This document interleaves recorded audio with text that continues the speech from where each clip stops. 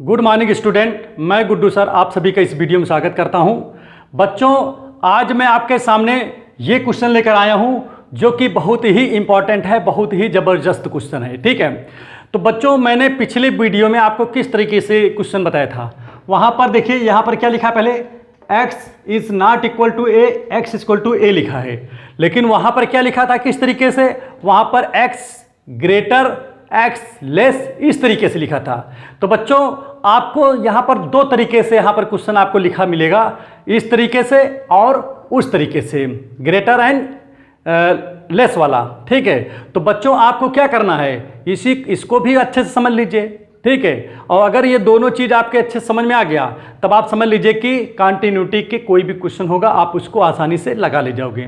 ठीक है, तो इस क्वेश्चन को समझने के लिए, ठीक है, आपको इस वीडियो को शुरू से लेकर लास्ट तक देखना होगा ताकि आपको पूरी तरीके से ये समझ में आ जाए। और अगर ये समझ में आ जाएगा तो इस तरीके के बाकी क्वेश्चन भी आप लगा सकते हो। ठीक है, तो लगाने से पहले हमारे वीडियो पे जो भी नए हैं हमारे चैनल पे, प्लीज़ चैनल को सब्सक्राइब करें, लाइक करें, शेयर करें और बेल आइकन की बटन को अवश्य दबाएं। ठीक है, तो चलिए इसको लगाते हैं, देखते हैं इसमें क्या है। ठीक है, अब यहाँ पर देखिए क्या लिखा है, discuss the continuity of the function f x equal to ये लिखा है। ठीक है, यहाँ पर कंटिन्यूटी किस पर देखना है बताइए, एक्स इक्वल टू ए पे देखना है।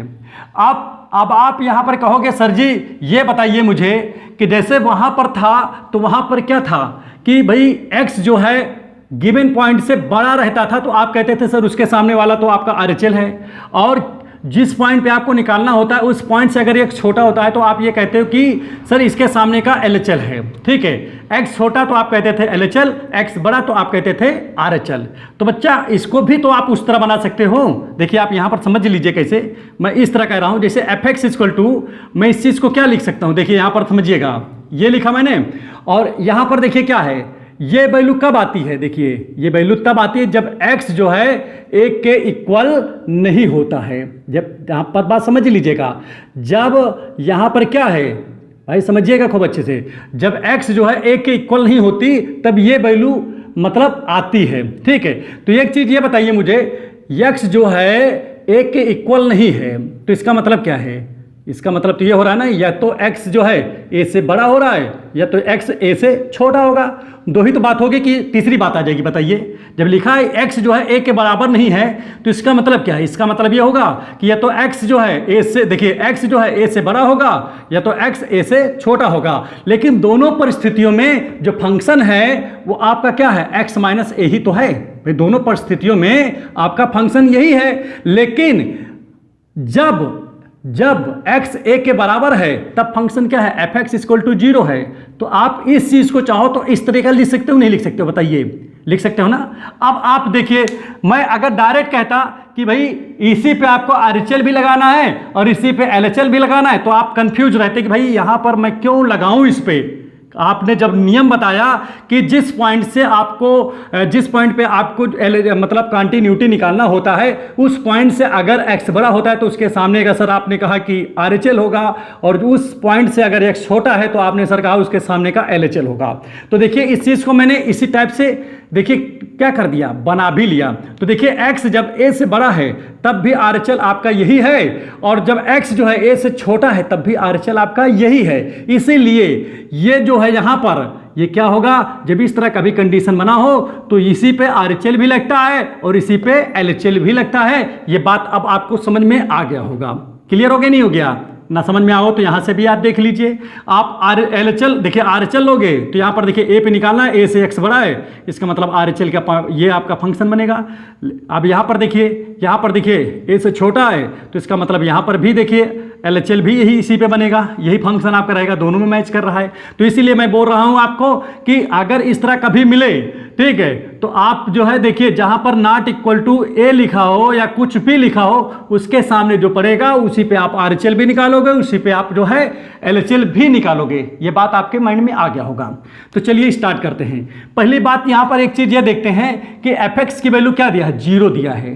एफ एक्स की वैल्यू क्या दिया है पहले बताओ, 0 है। लेकिन कब है 0, जब x की वैल्यू a के बराबर है। तो भाई जब से x की वैल्यू a है तो x जो यहाँ पर लिखा है उसको तो a भी तो लिख सकता हूँ। चलिए एक काम आपका कंप्लीट हुआ, हो गया ही नहीं हो गया। दूसरी चीज चलिए अब यहाँ पर LHL निकालते हैं। LHL।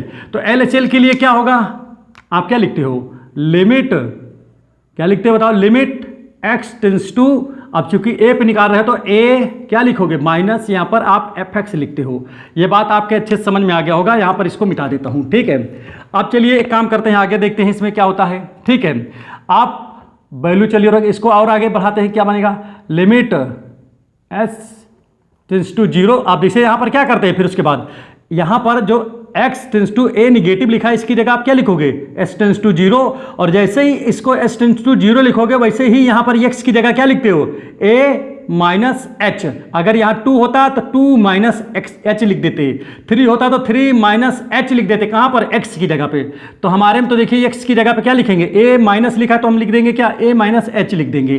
बताओ, हर क्वेश्चन में इतना तो आपको करना ही करना है, ठीक है।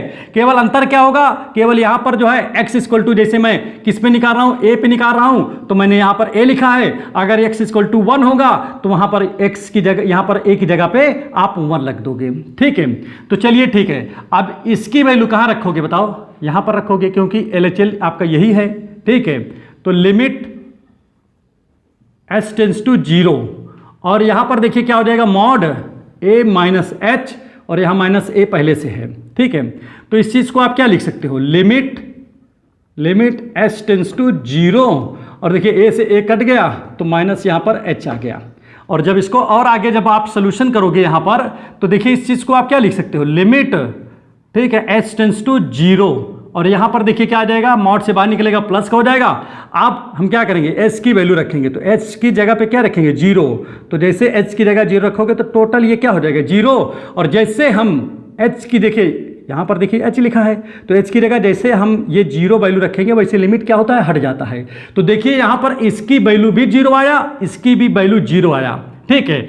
अगर सपोज दैट अगर दोनों वैल्यू सेम ना होते तो इसके आगे हम ना लगाते, इसी जगह पे हम क्या लिख देते कि fx is discontinuous at x equal to a लिख देते। लेकिन यहां पर दोनों बराबर हो गए, इसलिए हमारा अगला वर्क होगा कि RHL भी हम लाओ चेक करें। क्या चेक करेंगे, RHL भी चेक करेंगे, ठीक है। देखेंगे RHL भी क्या सेम आता है कि नहीं आता है। अगर तीनों सेम आएगा तो आपका क्या हो जाएगा बताइए, आपका ये कंटिन्यूअस हो जाएगा, और तीनों सेम नहीं आया तो ये क्या हो जाएगा, डिसकंटिन्यूअस हो जाएगा। चलिए आगे बढ़ते हैं। तो भाई RHL में क्या लिखते हो आप, लिमिट, और x टेंस टू आप a लिखते हो, यहां पर प्लस लिखते हो। ये बातें तो आपके एकदम अच्छे से समझ में आ गया होगा, लिखते हो नहीं लिखते हो ना। चलिए ठीक है, अगर आप लिखते हो तो और अच्छी बात है, यही लिखना भी रहता है, ये हमने आपको कई बार बता भी दिया है। तो लिमिट यहाँ लिखते हैं, और इसकी जगह आप अबकी बार क्या लिखेंगे, h टेंस टू 0, वही चीज फिर लिख रहा हूं। आपकी बार देखिए a प्लस लिखा है, तो x की जगह क्या लिखेंगे, a प्लस h लिख देंगे। तो चलिए लिखते हैं, तो यहां पर देखिए क्या लिखेंगे, a प्लस h लिख दिया कि नहीं लिख दिया। अब ये वैल्यू कहां रखेंगे, यहां पर रखेंगे, क्योंकि RHL का फंक्शन यही है। तो यहां पर जब रखोगे तो क्या आ जाएगा, लिमिट h टेंस टू 0, और यहां पर देखिए रखिए x की जगह पे क्या रखोगे, a प्लस h।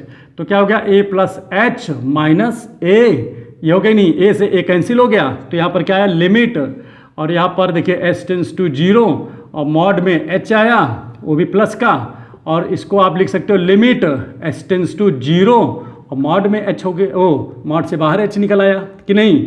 चलिए अब h की वैल्यू रख दीजिए, तो h की जगह पे क्या रखना है, टेंस टू 0, क्योंकि ये 0 की तरफ बढ़ रहा है, तो h की जगह पे एक समय आएगा कि 0 हो जाएगा। तो इसका मतलब जहां जहां h है वहां पर क्या रखेंगे, 0। तो यहां पर h है तो यहां रखा 0, और जैसे ही x की वैल्यू रखोगे h की, वैसे ही वैल्यू क्या हो जाएगा बताओ, वैसे ही लिमिट हट जाता है। तो देखिए यहां पर ये अर्थात आपका LHL ये बराबर है किसके, FA के, और ये इक्वल है RHL के। तीनों आपस में क्या हो गए, इक्वल हो गए। अगर तीनों आपस में इक्वल हो गए तो इसका मतलब क्या है, fx इज क्या हो जाएगा, continuous at x equal to a। तब यहां पर क्या हो जाएगा, x जो होगा ये कंटिन्यूअस हो जाएगा किस पर, बोलिए, x इक्वल टू a पर कंटिन्यूअस हो जाएगा। तो बच्चों ये चीज आपके अच्छे से समझ में आ गया होगा।